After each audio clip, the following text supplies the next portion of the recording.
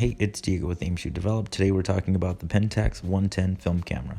These cameras were introduced in 1978. It's an SLR with interchangeable lenses, and it's one of the smallest they ever made. They also did make a Super 110 model, but today we are covering the Auto 110.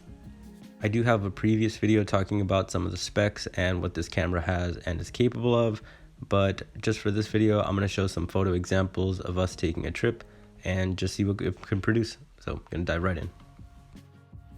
Here with these first shots, I did want to test out what the flash was capable of, and honestly I'm not the biggest fan of the flash. The viewfinder on the Auto 110 is actually kind of dark, so it's kind of hard to compose the images without it being bright light. It's just something to keep in mind. You really have to think out the images and plan them out nicely before you take them with flash, because in a regular light situation it's much easier to compose, but in the dark it's actually much harder. So I'm actually pretty happy with how the images turned out on this roll. I wasn't too sure how they were going to come out. This is my first 110 roll, but overall I had a really good time. I do know now that to get better images, this is a little bit later in the roll, but to get better images you have to really fill the frame, considering the negatives are really small. Here I feel like I could have got a little bit closer to the subject and made the distance a little bit better. Man, we gotta make a wall. Small nature of the Pentax 110 was actually such a nice feature to take on this trip, considering I had a jacket full of phone, wallet, and other miscellaneous things. So if I was to carry a full-size camera or even a 35mm film camera, it would have just been another thing to lug around throughout the day.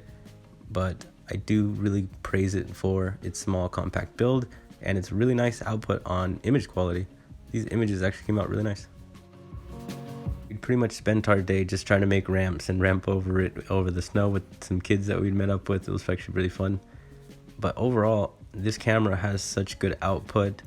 I do see a lot of people talking about buying 110 cameras or even just the 110 Pentax specifically, and I do recommend it, considering that you're going to get the nice quality build that Pentax has, the really sharp lenses that you can get. Obviously here in the later of the roll, some of these pictures are some of my favorites, but I just really adore this camera. You saw at the beginning I actually had two of them because I adored it so much I bought another one.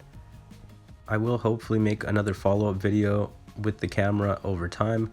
This is the last picture of the roll, so I got a little bit clipping of the lomography frame. But if you like this video that's nice and short and sweet, make sure to like and subscribe. I have tons of videos talking about other cool cameras that you should probably check out. Applications like Film 3D, which does wigglograms, or just wigglograms in general on the Nishika or Reto 3D. So yep, that's pretty much it.